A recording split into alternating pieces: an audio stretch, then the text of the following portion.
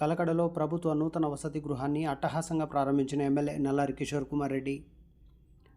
మండల కేంద్రమైన కలకడ నందు ప్రభుత్వ నూతన వసతి గృహాన్ని టీడీపీ జాతీయ ప్రధాన కార్యదర్శి పీలేరు నియోజకవర్గ శాసనసభ్యులు నల్లారి కిషోర్ కుమార్ రెడ్డి ఆదివారం మధ్యాహ్నం అట్టహాసంగా ప్రారంభించారు. కలకడ పట్టణం గురంకొండ రోడ్డులోని ఆదర్శ పాఠశాల వద్ద నూతనంగా నిర్మించిన ప్రభుత్వ బాలికల వసతి గృహాన్ని పీలేరు నియోజకవర్గ శాసనసభ్యులు నల్లారి కిషోర్ కుమార్ రెడ్డి ముఖ్య అతిథిగా హాజరై రిబ్బన్ కత్తిరించి వసతి గృహాన్ని ప్రారంభించారు. కార్యక్రమానికి విచ్చేసిన ఎమ్మెల్యే నల్లారి కిషోర్ కుమార్ రెడ్డిని principal Govindu, vice principal Chandrasekhar మరియు ఆదర్శ పాఠశాల చైర్మన్ మరియు వైస్ చైర్మన్లు కోట రమేష్ నాయుడు, రిజ్వాన్ అక్బర్ అలీ శాల్వాలు కప్పి పుష్పగుచ్చాలు అందించి ఘనస్వాగతం పలికారు. ఈ సందర్భంగా జరిగిన సమావేశంలో ఎమ్మెల్యే నల్లారి కిషోర్ కుమార్ రెడ్డి మాట్లాడుతూ 13 సంవత్సరాల క్రితం తన అన్న మాజీ సీఎం నల్లారి కిరణ్ కుమార్ రెడ్డి ముఖ్యమంత్రిగా ఉన్నప్పుడు 2013లో ఈ హాస్టల్ భవన నిర్మాణ పనులు తాను ప్రారంభించడం జరిగిందని అన్నారు. అనంతరం 13 సంవత్సరాలు నిధులు లేక పనులు అలాగే నిలిచిపోయాయని అన్నారు.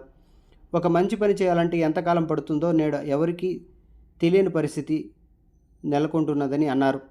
తాను అధికారంలోకి వచ్చిన తర్వాత గ్రామీణ ప్రాంత విద్యార్థినుల సౌకర్యార్థం ఈ యొక్క హాస్టల్ భవన నిర్మాణ పనులను త్వరితగతిన చేయించి పూర్తి చేయించడం జరిగిందని అన్నారు.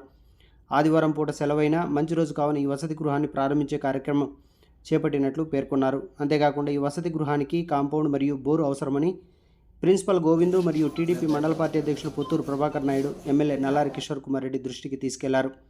స్పందించిన ఎమ్మెల్యే నల్లారి కిషోర్ కుమార్ రెడ్డి సంబంధిత అధికారులకు తెలియజేసి ఎస్టిమేషన్ వేయించాలని, ప్రహరీ నిర్మాణానికి నిధులు మంజూరు చేయిస్తానని తెలిపారు. ఈ కార్యక్రమంలో అన్నమయ్య జిల్లా APC Anuradha, deputy MPDO Chakrapani, MUO Munindar Nayak, TDP రాష్ట్ర రైతు సంఘం ఉపాధ్యక్షులు మల్లారపు రవిప్రకాష్ నాయుడు, రాష్ట్ర అధికార ప్రతినిధి Suryaprakash Naidu, single window chairman Maddipatla Venkataramana Naidu, నాయకులు వై వెంకటరమణ అలియాస్ పెద్దోడు, బట్టా మల్లికార్జున నాయుడు, జాఫర్ హుసేన్, ముబారక్ అలీ, ఎలమంది జిలానీ, టిఎస్ కరీముల్లా బాబు తదితరులు పాల్గొన్నారు. మంచి దినము. 44 సంవత్సరాలు అయింది రామారావు గారు పార్టీ పెట్టి. ఆ రోజు ఈరోజు అది కూడా రాష్ట్రం అంతా కూడా ఈరోజు పండగ వాతావరణంలో అంతా రాష్ట్రం అంతా కూడా చేసుకుంటున్నారు.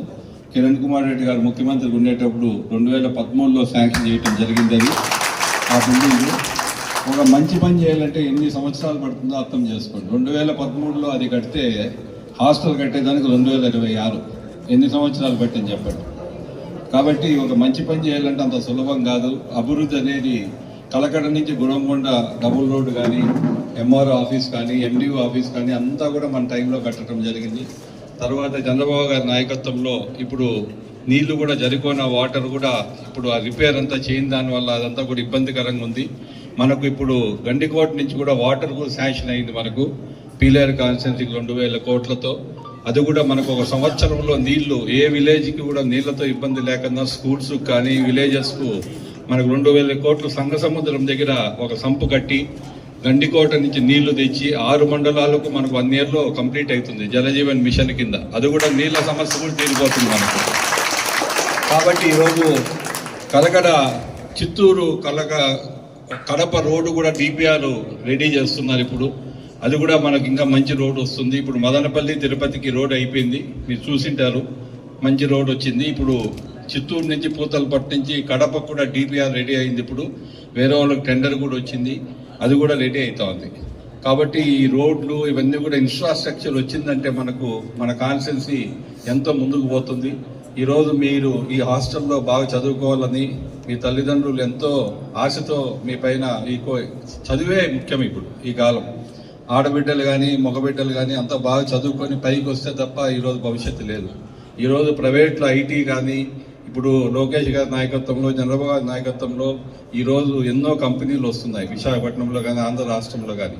కాబట్టి మీరు బాగా చదువుకుంటే ఉద్యోగాలకు ఇబ్బంది లేదు.